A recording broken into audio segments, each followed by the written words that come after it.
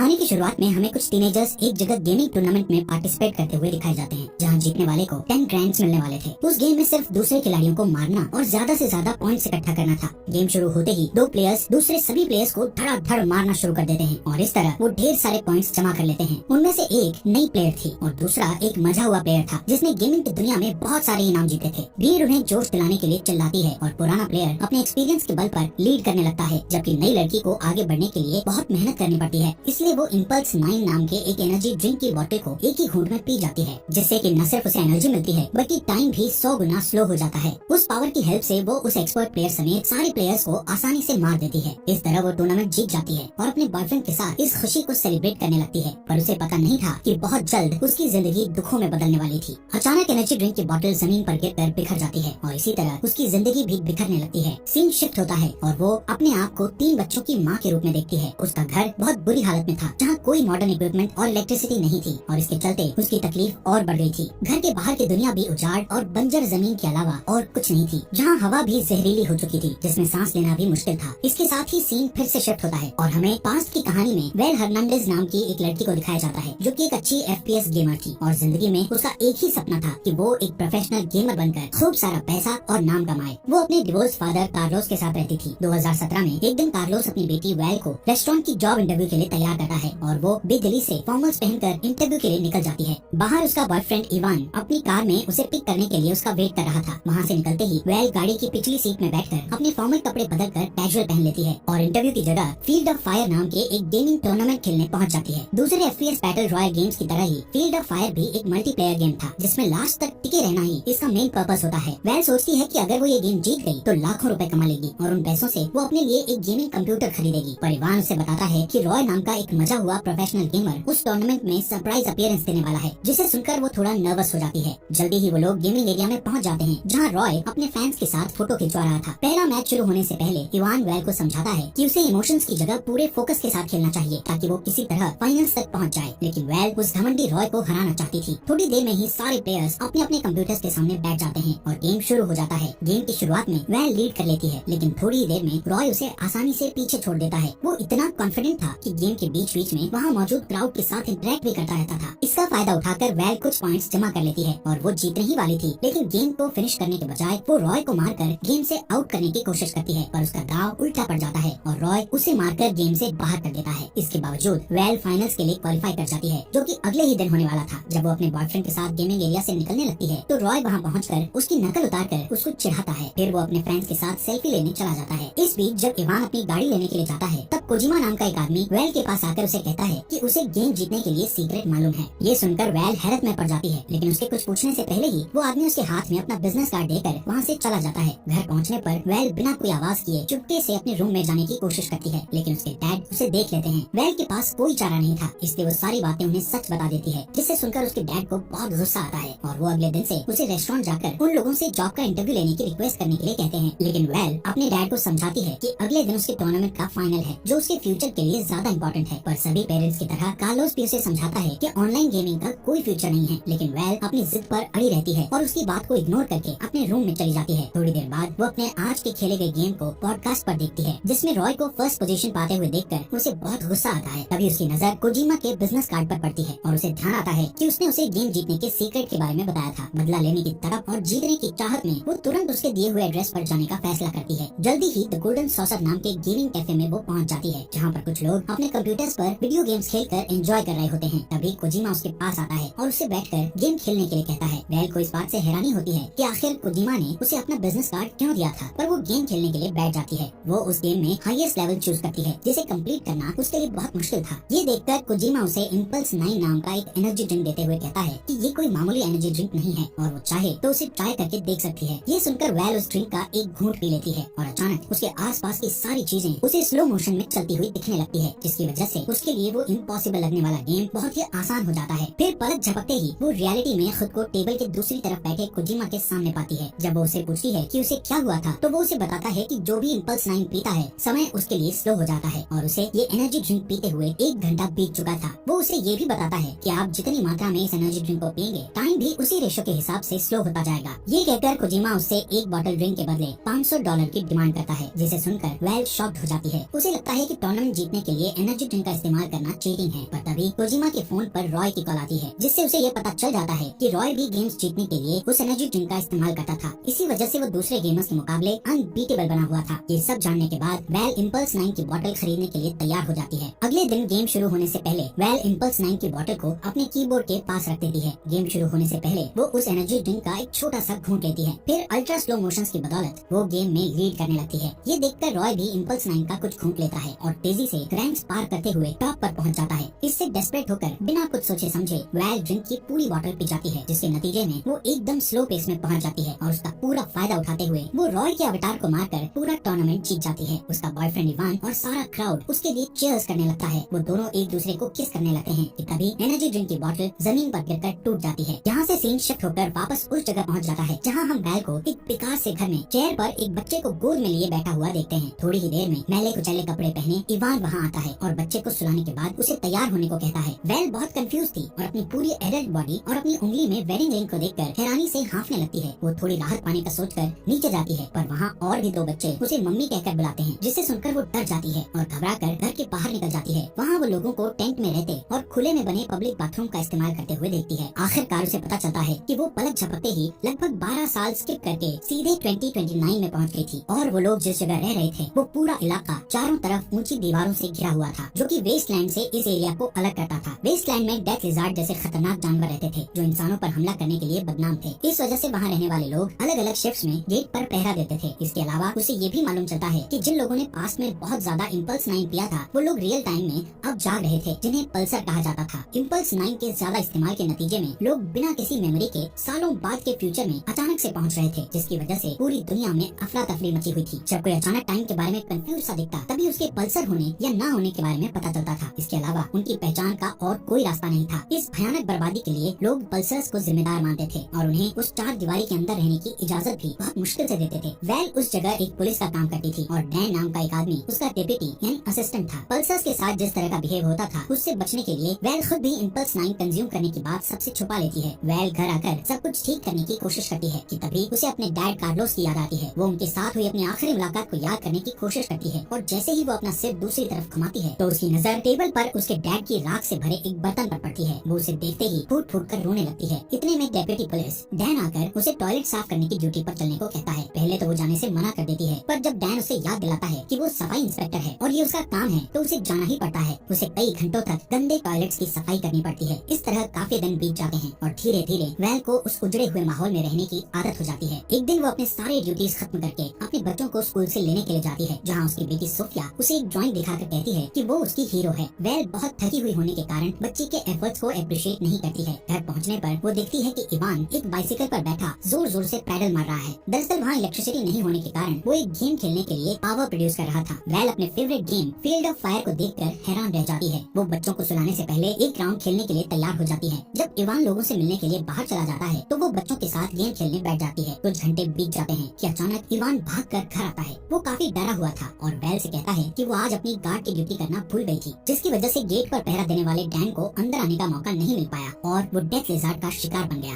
दोनों तुरंत वहाँ पहुँचते हैं जहाँ डैन की वाइफ वेल पर बहुत गुस्सा होती है। अपनी गलती पर शर्मिंदा होते हुए वो वापस घर जाने को होती है, पर तभी इवान उसे याद दिलाता है कि उसकी ड्यूटी अभी पूरी नहीं हुई है। ये सुनकर वो उदास मन से अपनी शिफ्ट पूरी करती है और घर आकर दुखी मन से फूट फूट कर रोने लगती है। इवान उसे प्यार से समझाता है और तसल्ली देता है। वेल को महसूस होता है कि वो इस नई दुनिया के लिए फिट नहीं है और इसीलिए सब कुछ छोड़कर वो वेस्टलैंड घूमने का इरादा करती है। लेकिन जाने से पहले वो इवान को एक लेटर लिखकर उसे बता देती है कि वो एक पल्सर है। अगले दिन वो कभी वापस न लौटने का इरादा करके निकल जाती है। जब इवान वो लेटर पढ़ता है तो उसे बिल्कुल विश्वास नहीं होता। अगले सीन में हम देखते हैं कि वेल बंजर जमीन पर भटकते हुए एक बेकार पड़ी बिल्डिंग के पास पहुंचती है। वो उजाड़ बिल्डिंग असल में कोजिमा का gaming cafe the golden saucer था। वेल उस कैफे के अंदर जाती है और इधर उधर देखती है। कोजिमा को एक काउंटर से निकलते देख उसे हैरानी होती है। वो देखती है कि कोजिमा पर उम्र का बिल्कुल भी असर नहीं हुआ था, लेकिन वो ये राज उससे नहीं बताता है। उनकी बातों के दौरान कोजिमा को पता चलता है कि वेल एक हफ्ते पहले ही पास्ट से रियलिटी में जागी थी। वो स्वीकार करता है कि इम्पल्स 9 की वजह से बहुत सारी जिंदगियां बर्बाद हुई थी, लेकिन उसके पास वेल को उन सारी तकलीफों से छुटकारा दिलाने का प्लान था। कोजिमा इम्पल्स 9 का एक बड़ा बॉटल लाकर उसे पीने को देता है। वो ये भी कहता है कि अगर उसने इसे पी लिया तो वो इस दुनिया में वापस कभी नहीं आएगी, क्योंकि वो सैकड़ों साल आगे के फ्यूचर में पहुंच जाएगी और तब तक वो इस दुनिया में मर चुकी होगी। कोजिमा उसे ड्रिंक पीते हुए गेम खेलने का सजेशन भी देता है। वेल को ये आइडिया पसंद आता है और वो अपना favourite game field of fire खेलने बैठ जाती है। पर जब वो इम्पल्स 9 की बोतल फ्लैग को उठाने के लिए आगे की तरफ झुकती है तो उसकी नजर उस ड्राइंग पर पड़ती है जो उसकी बेटी ने उसके लिए बनाया था। वो इमोशनल होकर यादों में खो जाती है। उसे इवान और अपने बच्चों के साथ बिताए सारे खुशगवार पल याद आने लगते हैं। फिर वो एनर्जी ड्रिंक पीने का इरादा छोड़कर वापस अपने परिवार के साथ जिंदगी गुजारने का फैसला करके अपने घर की तरफ चल देती है। लेकिन गेट पर उसे इवान गार्ड की ड्यूटी करते दिखाई देता है जो उससे बहुत नाराज था। वो उसे अंदर आने से रोक देता है और वेल से कहता है कि उसने सबको धोखा दिया है। वेल अपनी हर गलती के लिए उससे माफी मांगती है। अभी उनकी बात चल ही रही थी कि उन्हें दूर से गोलियों की आवाज सुनाई देती है क्योंकि डेथ लिजार्ड्स उनकी कम्युनिटी की तरफ बढ़ रहे होते हैं। तब इस बात का खुलासा होता है कि डेथ लिजार्ड्स दरअसल नॉर्मल लोगों का ही एक ग्रुप था जो इंसानों का मांस खाया करता था। उन्हें पास आता देखकर इवान जल्दी से वेल को अंदर कर लेता है और इसी बीच अलार्म बजने लगता है जिससे सभी लोग डर जाते हैं। एक औरत उसे बताती है कि सब लोग खाई की तरफ जा रहे हैं क्योंकि अटैकर्स को रोकने के लिए कोई भी पूरी तरह तैयार नहीं था। ये सुनकर उसके दिमाग में एक आइडिया आता है। क्योंकि कम्युनिटी के सारे लोग उसके धोखे से नाराज थे इसलिए वो उनके भरोसे को जीतने के लिए एक प्लान बनाती है और अपने हस्बैंड से कहती है कि वो यहाँ रहकर डेथ लिजार्ड्स को जितनी देर तक हो सके रोकने की कोशिश करेगी। इवान उसे छोड़कर जाना नहीं चाहता था पर वो उसे बच्चों की खातिर जाने को कहती है। इस पर वो मान जाता है। फिर वेल इम्पल्स 9 का बड़ा बोतल जिसे वो अपने साथ लाई थी उसे निकालकर लड़ाई के लिए तैयार हो जाती है। डेथ लिजार्ड्स गेट पर पहुंचकर हमला बोलने के लिए तैयार देते हैं कि तभी वेल को पता चलता है कि डेथ लिजार्ड्स का लीडर और कोई नहीं बल्कि रॉय खुद था। दोनों एक दूसरे के आमने सामने थे। रॉय उसे बताता है कि वो रियलिटी में कुछ साल पहले पहुंचा था और अब वो एक जालिम लीडर बन चुका था जो किसी को भी मार सकता है। पर उसकी धमकियों का